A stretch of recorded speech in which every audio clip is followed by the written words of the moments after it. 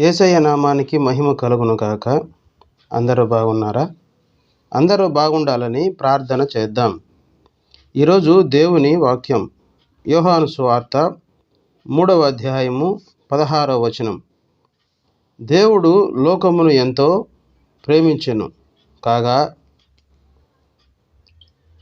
ఆయన తన అద్వితీయ కుమారునిగా పుట్టిన వాని యందు విశ్వాసముంచు ప్రతివాడును నశింపక నిత్యజీవము పొందునట్లు ఆయనను అనుగ్రహించెను.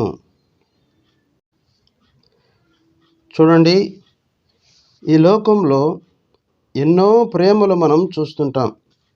తల్లి ప్రేమ, తండ్రి ప్రేమ, అలాగే అన్నదమ్ముల ప్రేమ, అక్కా చెల్లెమ్మల ప్రేమ, బంధువుల ప్రేమ, ఇలా మనం తెలిసిన వరకు ప్రేమలు చూస్తూ ఉంటాం.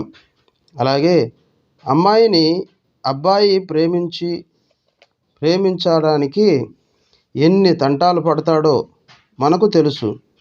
అమ్మాయి కూడా ఆ అబ్బాయిని ప్రేమించాలని ఆ అమ్మాయి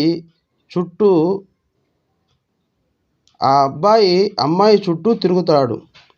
అమ్మాయి అతనిని తిట్టినా సరే, కొట్టినా సరే, అమ్మాయి ప్రేమ కోసం ఎన్నో నిందలు, ఎన్నో కష్టాలు అయినా పడతాడు. ఆఖరికి చావడానికైనా సరే సిద్ధమవుతాడు. ఎలాగో అలాగా అమ్మాయిని ఒప్పిస్తాడు. ఆ తర్వాత అమ్మాయి కోసం గిఫ్టులు, రకరకాలుగా ఫ్లవర్స్, ఇంకా డబ్బు కూడా ఖర్చు పెడతాడు. అమ్మాయితో నువ్వు లేకుంటే నేను బ్రతకలేను అంటాడు. అమ్మాయి అతనిని నమ్మి సర్వం అప్పగించుకుంటుంది.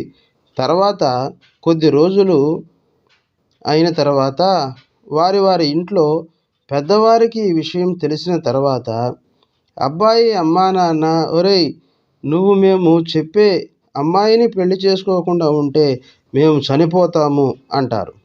అప్పుడు అబ్బాయి వారి అమ్మా నాన్నల మాటలు విని ప్రేమించిన అమ్మాయిని విడిచిపెట్టి వారి పెద్దలు చెప్పిన వివాహం చేసుకుంటాడు. మరి అమ్మాయి పరిస్థితి ఏమిటి?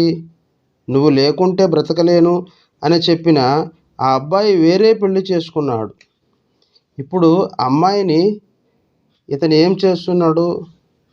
ముందేమో నువ్వు లేకుంటే చనిపోతానని నిండు, ఇప్పుడు అమ్మాయిని విడిచిపెట్టి వేరే పెళ్లి చేసుకుని ఈ అమ్మాయిని చంపేస్తున్నాడు.